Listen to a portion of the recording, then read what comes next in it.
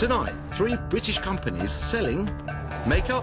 I'm really concerned with us getting in there now and making a difference and making our mark. Chocolate. What did Cadbury actually pay for the business? It was close to $4 billion. $4 billion. Yes. Dollars. And an internet site for the world's poorest craftsmen. Bravest step I've ever taken in business, this one. But I thought it's about time I did something a bit brave. They're all looking to do business in one of the fastest growing economies, Brazil.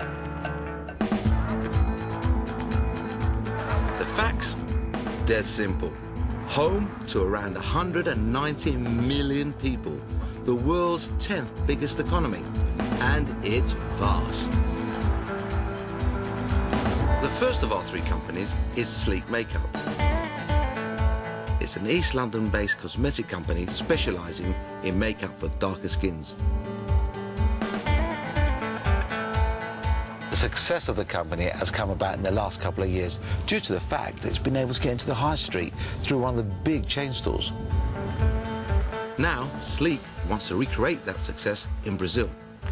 Hello. Tanika Bennett, marketing manager at Sleek Makeup. So this is it? This is Sleek? This is Sleek.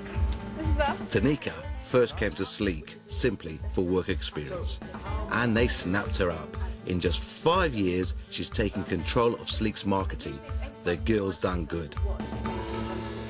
The jewel in the crown is an exclusive deal with pharmacy chain Superdrug.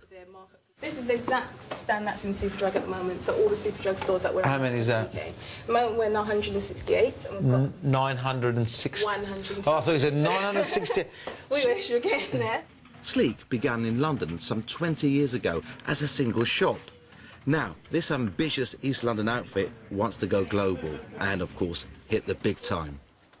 James Tharrett, the son of Sleek's founder, and now running the business for his dad. We're in Superdrug. We're in Superdrug. Our turnover's gone to just under 3 million. So, obviously, we're going to put our feet up and have a cigar. Absolutely not. Absolutely not. No? No way. OK, so... This is just the beginning. You know, Okay. Well, there's a space I'm loving the for ambition. brand But in why choose Brazil? We know that our speciality is women of colour. Now, what we did is we looked at everywhere in the world where you've got a lot of people of mixed race, African, Asian descendancy. Yeah. And we kind of looked at those countries in terms of ethnic population, GDP, you know, what kind of market, brand saturation, and then we came up with a top 10 list.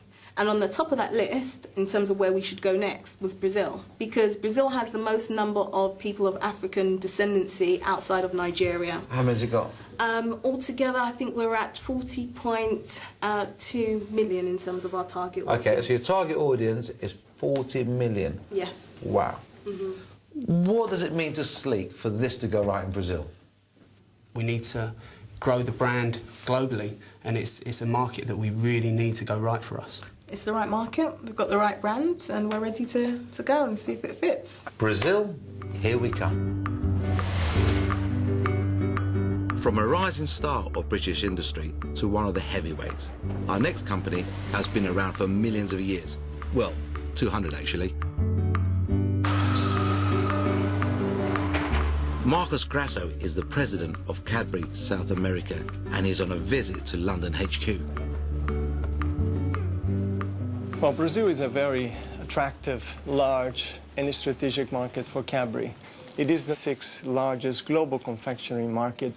It is the number 4th largest market in chewing gum, the number 6 in chocolate, and number 6 in sugar confectionery.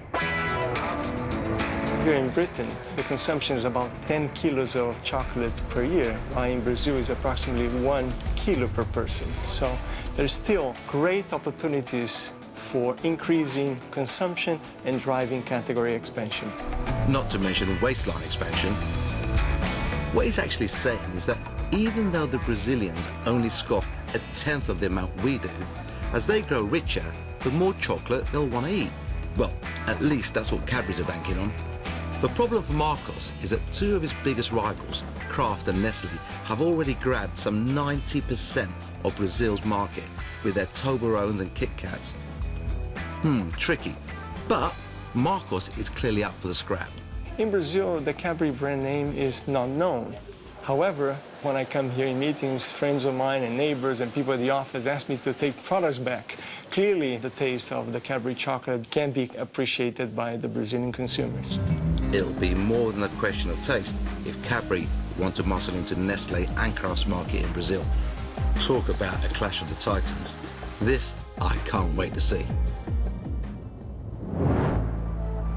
In business terms, our third company is just a baby. It's a new internet startup business. The idea behind DreamAid is to help poor artists sell their product to richer people around the world. The guy trying to get this off the ground used to be a coal miner. Yep, a coal miner in Doncaster. He retrained as an engineer and has made his money working for oil companies around the world. Peter McAteer created DreamAid after visiting some of the world's poorest countries. Well, I've worked for 17 years in the oil business, and during that time I've seen an awful lot of artists and artisans all over the world in many desperate situations, and if we can only get these products to market in a way that delivers at a fair price, then I think we can open up an enormous market. Well, it all sounds fabulous, but how exactly does the business of DreamAid work?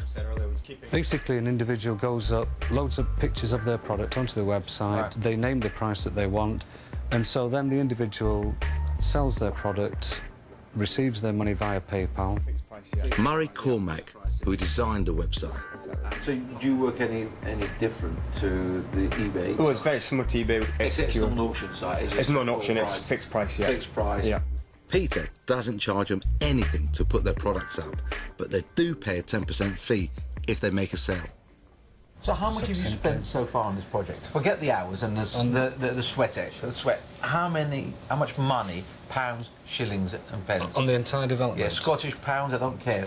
Probably about 60,000 so far. 60,000. Yeah. Now, That's £60,000 of his own hard-earned cash invested over the last 18 months.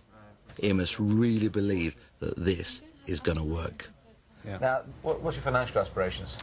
I would like to see us in about 3 years at $18 million turnover a month. Come again? $18 million? I think we can do that. Profits, about 600,000 a month. We've been monitoring one company in the United States that started 3 years ago, and last month they posted $12 million worth of revenue in 1 month. So the potential for this is quite scary. So he's hoping to make $600,000 profit a month in just 3 years. That's huge. In my experience, when something in business sounds too good to be true, it usually is. Internet startups are littered with disasters. I'm worried that this idea could be completely bonkers. So, that's my 3 adventure capitalists. Makeup for darker-skinned women, a fledgling internet trading site for struggling artists, and chocolate for the Brazilian waistline. They've already spent a lot of time and hard cash researching Brazil. Now, they've got to decide whether to put their money where their mouth is. Ultimately, it's their money, their risk, and of course, it can only be their decision. Watch out, Brazil. Here come the Brits.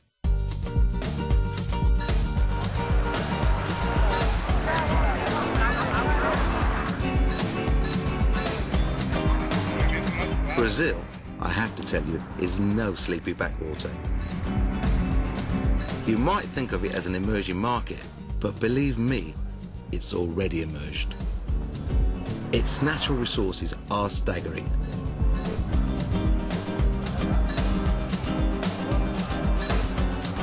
It's awesome. An area the size of England is given over just to grow sugarcane.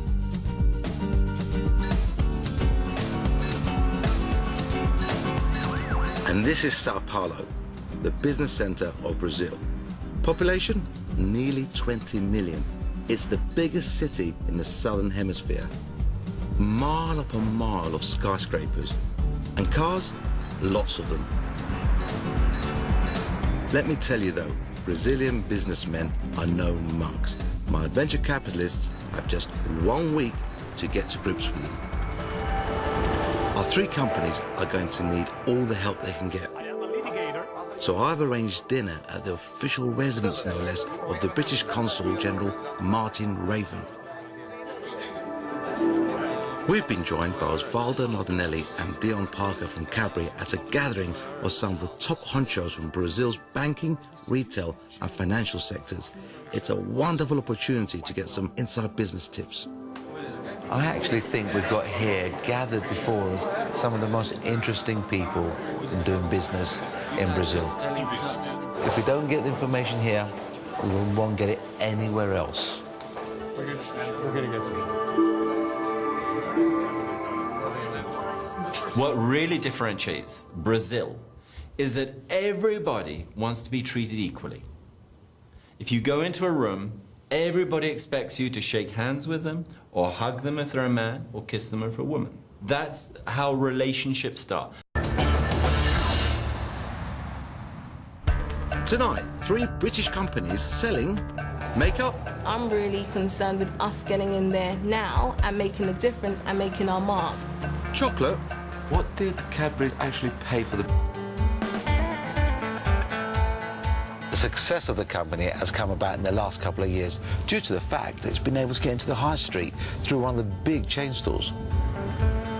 Now, Sleek wants to recreate that success, the world's 10th biggest economy, and it's vast. The first of our 3 companies is Sleek Makeup. It's an East London-based cosmetic company specialising in makeup for darker skins. They're all looking to do business in one of the fastest growing economies, Brazil. The facts? Dead simple. Home to around 190 million people. The world business. It was close to $4 billion. $4 billion. Yes. Dollars. And an internet site for the world's poorest craftsmen. Bravest step I've ever taken in business, this one. But I thought it's about time I did something a bit brave.